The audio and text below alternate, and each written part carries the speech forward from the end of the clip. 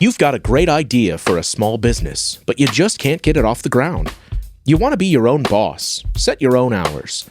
Well, new year means new opportunities, and Shopify's got you covered to help get your venture off the ground. Shopify makes it easy to manage your growing business. You can get your store up and running easily with thousands of customizable templates. And they help with the details like shipping, taxes, and payments from one single dashboard. Don't kick yourself next holiday season when your 2025 resolution list looks the same as it does today. Make it happen with Shopify. Established in 2025 has a nice ring to it, doesn't it? Sign up for your $1 per month trial period at shopify.com/income, all lowercase. Go to shopify.com/income to start selling with Shopify today. Shopify.com/income. This content may not be suitable for all audiences. Listener discretion advised. Hello and welcome to this special episode of Disturbed. These stories were voted on by our Patreon and selected as the best reads from last month's episodes. If you want to weigh in for next month's best of, join the Patreon at the link in the description. Without further ado, let's get to our first story.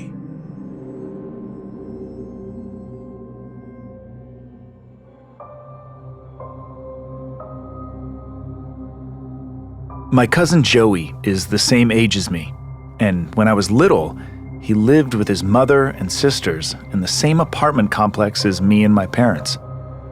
Most kids would love to live so close to their cousins, but I didn't. Joey was troubled. From an early age, Joey displayed disturbing and violent behaviors. The family had to get rid of their pets because Joey was harming them. He was destructive with his toys and didn't enjoy playing normally with other children. Joey's mother, my Aunt Donna, never fully disclosed who his father was, and he was never around.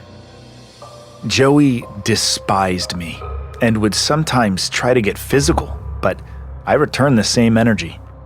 He soon realized I was not gonna take it, and his assaults toward me became verbal instead. Once, while riding in the back of Aunt Donna's station wagon, he threatened to open the door and kick me out while the car was moving. I told him I could do the same to him. He said he hated me, and I told him that he was just angry he couldn't hurt me. We were 6. One day, Aunt Donna called my mom from the children's hospital. Joey had pushed his little sister down the stairs. He thought it was funny that she was injured and said he was disappointed she didn't die. Aunt Donna spanked him, but he didn't cry. She then took him to church for prayer. His behavior didn't change. One weekend, Joey's older teen sister, Destiny, came over to visit us. She looked stressed and her toe was bandaged. My mom asked her what was wrong, and she confided in us that Joey had become even more violent. He was attacking them regularly, sometimes with sharp objects. It was so bad that they had to lock their doors at night to feel safe sleeping.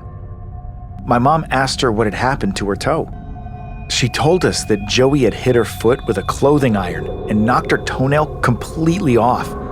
She showed us the horrific wound. My mom talked to Aunt Donna about it, and she said that nothing she did to discipline him seemed to work. She confessed she was afraid of her own son. Joey's behavior continued to be violent and erratic. My mom and I visited them less and less, even though they were literally in the same apartment complex. Destiny, on the other hand, would visit us frequently for a mental break. One weekend, late at night, we were woken by the sound of sirens and the smell of smoke. Of course, everyone was on high alert, and we all headed outside. To our horror, it was our cousin's apartment that was ablaze. By God's grace, they all made it out safely. We later found out that the fire was set by Joey on purpose. He set it with one of his mom's lighters. Then he went outside and stood there, eating a bag of chips, watching the building burn with his family inside. The apartment complex kicked them out, and they had to move in with Aunt Donna's mother. To our knowledge, Aunt Donna did try to get him some form of counseling, but she wasn't consistent. She was a single mom and worked a lot, leaving Joey and his little sister in Destiny's care. She didn't really keep in contact with us or other extended family much. Many years later, we found out that Joey murdered someone and landed himself in prison. I wasn't surprised. As a child, he displayed clear psychopathic tendencies. I've always felt that he should have been committed to a facility early on when the first signs of his disturbed behavior surfaced. At this point, none of Joey's immediate family speaks to him. They treat him as if he never existed.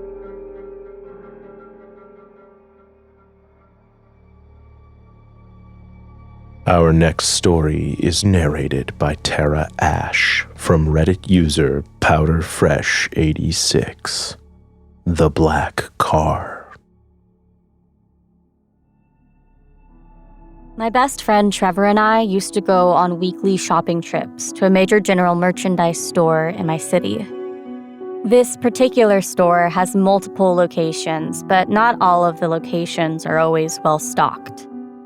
One location is not in the best of areas, but usually has pretty good stock, so we shopped at that one the most. Trevor is the type that doesn't bother looking for a parking spot close to the door, which I hate. He'll literally park all the way in the back of the parking lot and make us walk, with my bad knees and all.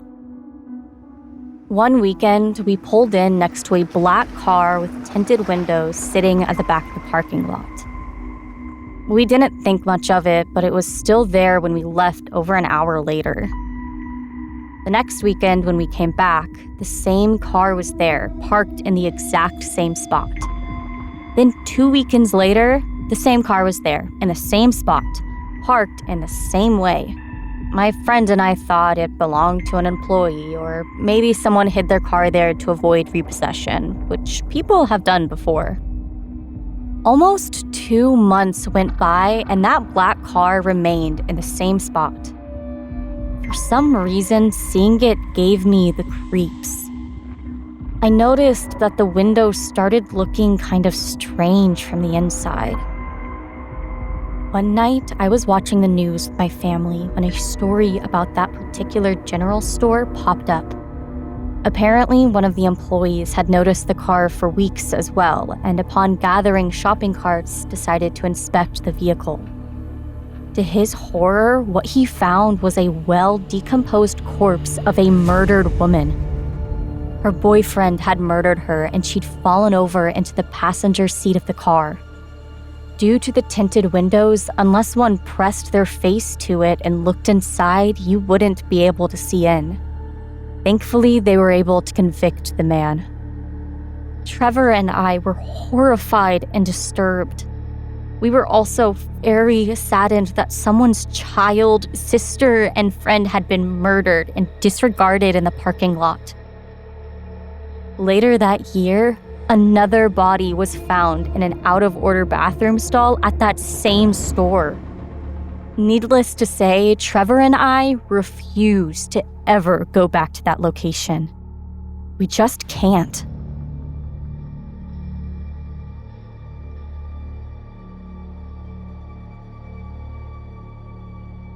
You're listening to Disturbed.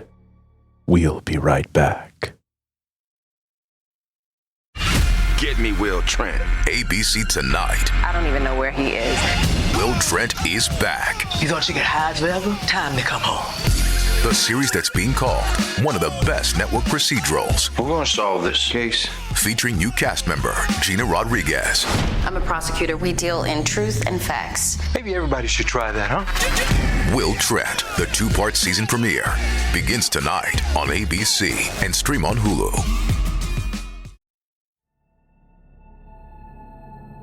Welcome back to the podcast. Our next story is narrated by Jazz Williams from Reddit user Hunter Yumi. I'm a DoorDasher, not a taxi driver.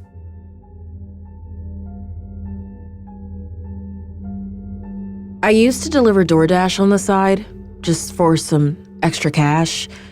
It was pretty simple, nothing too crazy. Until a few months ago when something happened that I still can't stop thinking about. I haven't done a single delivery since that night. It was around 11 p.m. and I was just finishing up my last order for the night.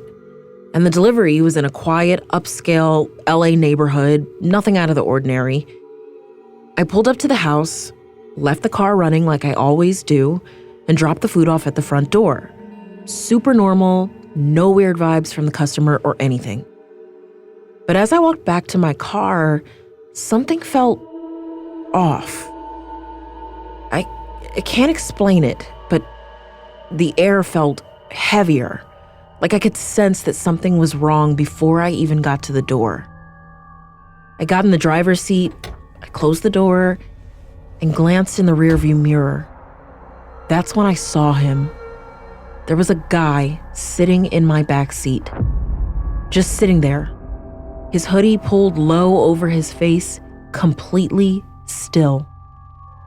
My heart stopped. I was frozen, staring at him through the mirror, trying to figure out how the hell he got in my car. I managed to stammer out, "Can I help you?" And that's when he leaned forward just a little, and I could finally see his eyes. They were wide and bloodshot like he hadn't slept in days. He leaned back again and in the calmest voice said, "Drive." I don't know why, but I did. I started driving, my mind was racing, trying to figure out what to do. He didn't say another word, just sat there completely calm, while I drove through the dark streets, freaking out inside, thinking, this is it. This is how I'm gonna get robbed, or worse. Then he told me to turn down a side street, and it was dark with barely any streetlights, and I was just thinking, this is where it's gonna go down. Then up ahead, I saw a beacon, a well-lit gas station. As we got closer, I could see there were a few people there too, so I rapidly pulled into the station, slammed on the brakes, and put the car in park. I jumped out of the car and ran toward the gas station store, screaming for help. The gas station clerk ran out, and I started yelling there was a guy in my back seat. But when we got back to the car, it was empty. The guy was gone. No sign of him anywhere. He just vanished. I have no idea how he got out so fast or where he went, but I didn't care. I got back in my car, I locked the doors, and drove straight home. I've replayed that night over and over in my head, and it still doesn't make any sense. That was months ago, and I haven't touched the DoorDash app since. I don't know if I ever will. It's just not worth risking something like that happening ever again.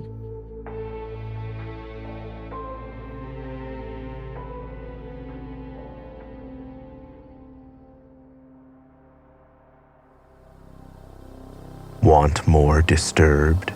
Check out our Patreon for member-exclusive content, early merch access, and other cool perks. I'm your host, Doug Bailey, and this has been Disturbed, a production of Killer Podcasts and part of the Evergreen Network. For more paranormal and true crime shows, visit killerpodcasts.com. Follow our social channels at Disturbed Podcast on Instagram or Disturbed_pod on Twitter. If you enjoyed the show, please consider subscribing and reviewing on your favorite listening platform. Share your own true horror story at disturbedpodcast.com. Music by Epidemic Sound and by Carl Casey at White Bat Audio. Our producer is Elizabeth Flood. Our sound designer and audio engineer is Nathan Corson. Executive producers Bridget Coyne and Noah Fouts.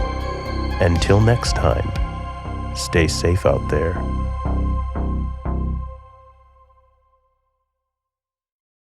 Hello, Hello. We have this superb podcast called We Didn't Start the Fire, the only podcast started by Billy Joel. It is the most original, fascinating, and random way to learn the story of the 20th century. Oh, pretty darned random. And we are joined by some pretty incredible guests. I only wrote stuff that I wanted to hear. If it turned out to be a hit, it was pure dumb luck. With me, Katie Puckrick. And me, Tom Fordyce. This is We Didn't Start the Fire, the only podcast started by me, Billy Joel.